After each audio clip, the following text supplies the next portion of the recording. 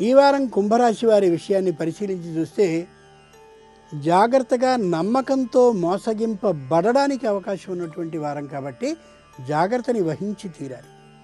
ధనిష్ఠ నక్షత్ర జాతకులకి పారిశ్రామిక సంస్థకి సంబంధించినటువంటి వివాదాన్ని అనుకూలురైనటువంటి వాళ్ళే సృష్టించే అవకాశం ఉంది కాబట్టి ప్రతి వారిని నమ్మకుండా జాగ్రత్తగా ఉండాలి.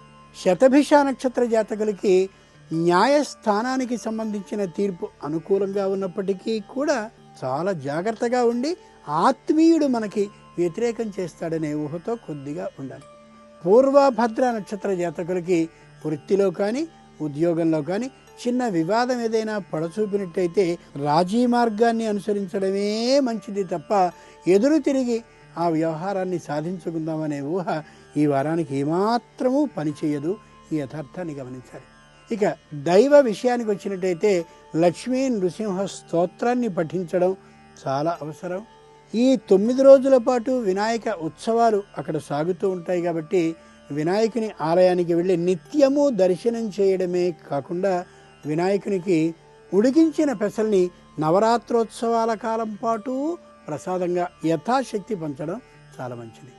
ఇక ఈ వారం ఈ రాశివారు ప్రధానంగా వృద్ధాశ్రమాలకి వెళ్ళి అక్కడ అనారోగ్యంతో బాధపడేటటువంటి వారిని గమనించి వారికి ఔషధాలని పంచి రావడం బాగుంటుంది.